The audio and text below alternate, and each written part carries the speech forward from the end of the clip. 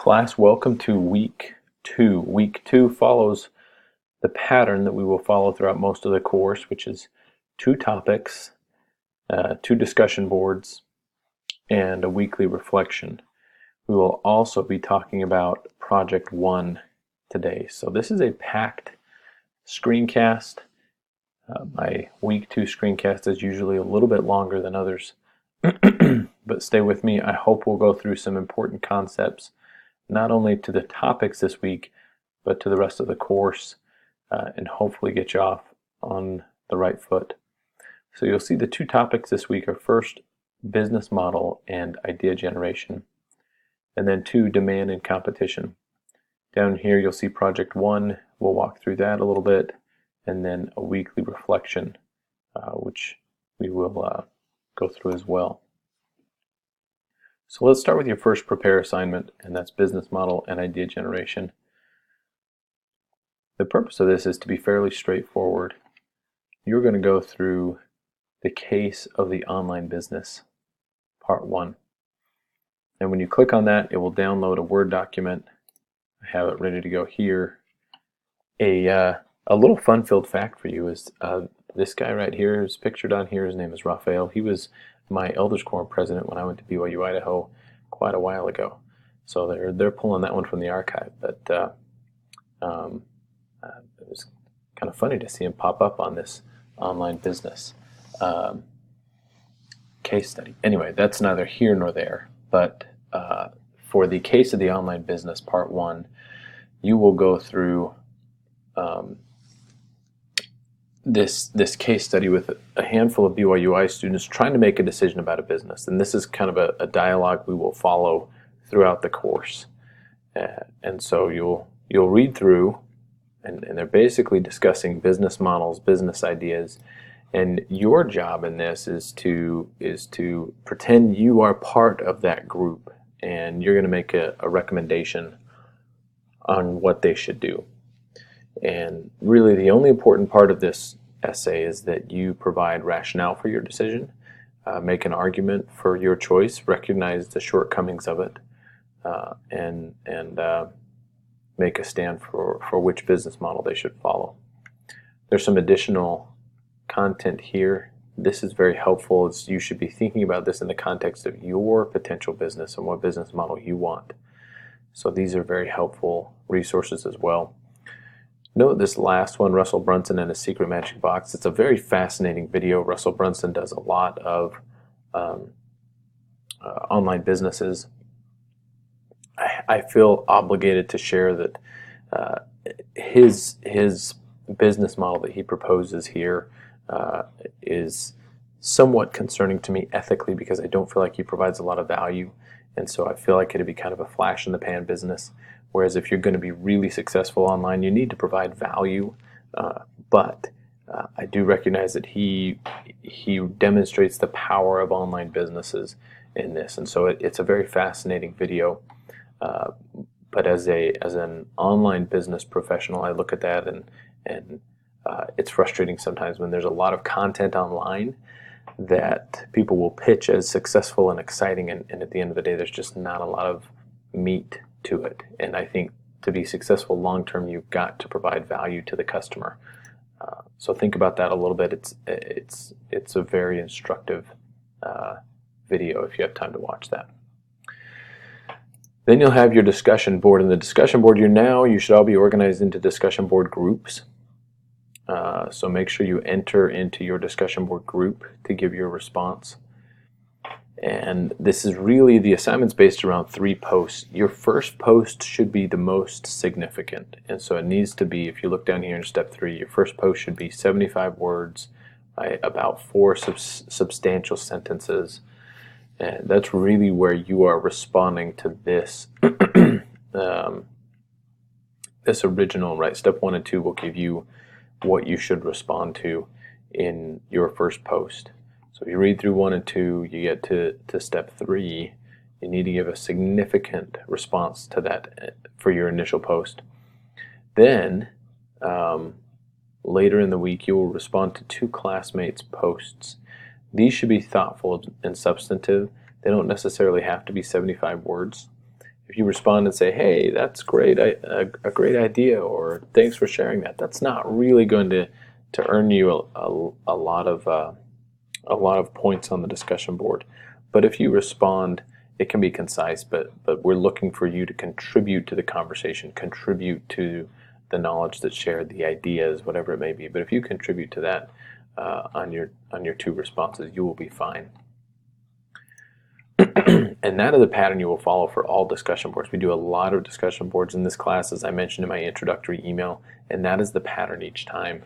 It's that initial substantial post, and then two responses to classmates that contribute to the conversation. So let's go to the second topic, which is demand and competition. Now, admittedly, we are throwing a lot at you this first week. This assignment requires access to what is known as the Keyword Tool Planner for Google. To do that, you need to have a Google Ads account. Google Ads is built to push you towards purchasing their product and contributing, launching a campaign financially, entering your billing information and all that. We will do that this semester. We will definitely be using Google Ads. We will be purchasing Google Ad space in a campaign, and so we will be very involved in Google Ads. If it's easier for you to go ahead and enter your billing information because we're going to use it later this semester, go ahead. If you would like to not enter your billing information yet, that's fine too.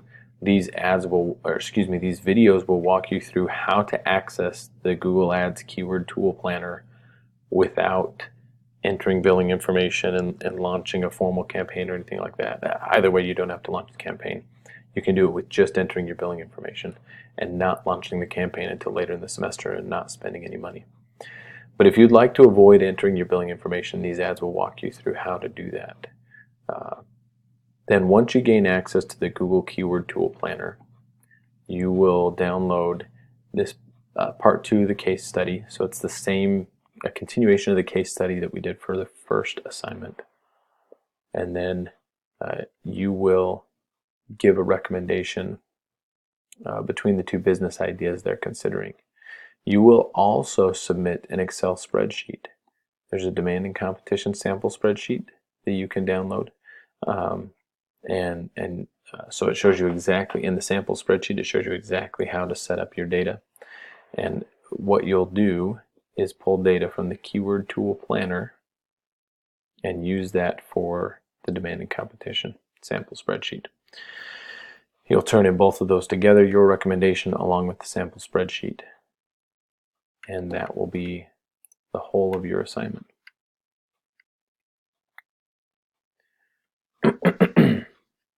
You'll also have a discussion board in conjunction with that. This follows the exact same pattern as the first discussion board and all of your discussion boards. So the instructions will be very similar, except for this first post that will introduce what you should respond to, how you should respond in the discussion board post. I'll emphasize again with the essays you're writing this week, with your discussion board responses, there is no right or wrong answer. This is about how you consider these problems and these questions. That leads us to Project 1. And as I mentioned in my introductory screencast, Project 1 is more involved than other projects, so I recommend you get started early. You will be filling out the web decision matrix, which I have pulled up here in an Excel spreadsheet. Notice there are these inputs along the bottom, these different tabs. Every semester I'll get a student or two who misses these tabs, and that's really where the bulk of the project is, because the brainstorm tab is certainly the largest of any of the tabs, the most work. So I think students every once in a while will fill that out and feel like they've completed the project. Don't miss these tabs down here, because that's really where you get the value of this project and the majority of your points. For this project, you will fill out 20 business ideas. You will indicate which model they are, you will indicate which keywords are most applicable for that business. And then you'll use the keyword tool planner to fill out this information. And so the second assignment this week will show you how to use this. And the assignments this week or next are really built to help you effectively complete this project. Then it will automatically rank your top 5 choices, which take you through the remaining tabs.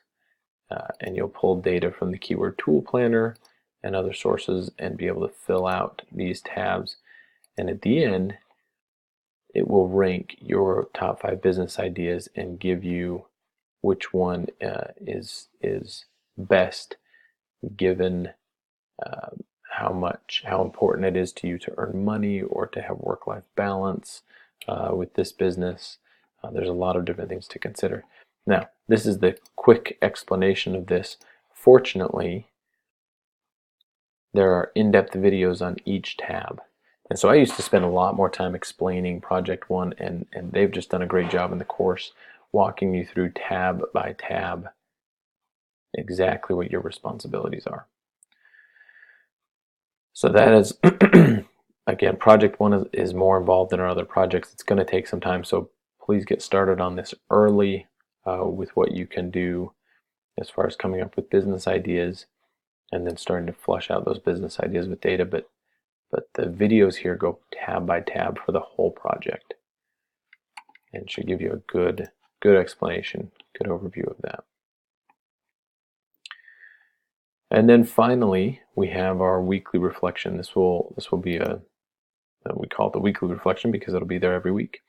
But essentially, you will create a blog, and it does not matter where this blog resides as long as I am able to access it without putting in a password or anything like that. So it can be on a free Weebly.com website or WordPress, or I know there's some simple blogging capabilities on LinkedIn and other sites. I've seen just about every site on this. It really doesn't matter what platform you use as long as it's accessible.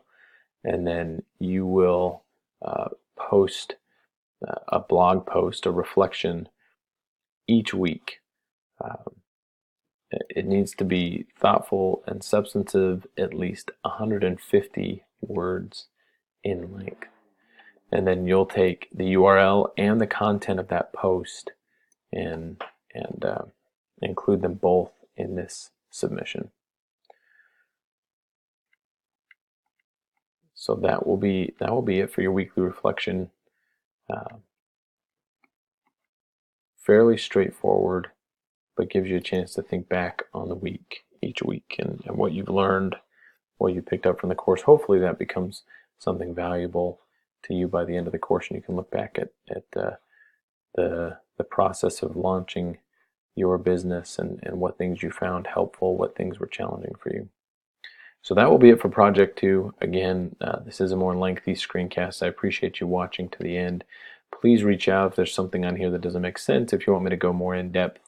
I try and balance these screencasts to be efficient and effective and yet go in depth enough. There's always students that want me to go a little bit more in depth on topics, and other students that are saying it's, the screencast is too long. So I'm trying to balance between those two. Please reach out if there's something I did not go into enough detail on. I would be happy to give further explanation on it. Thanks, everyone.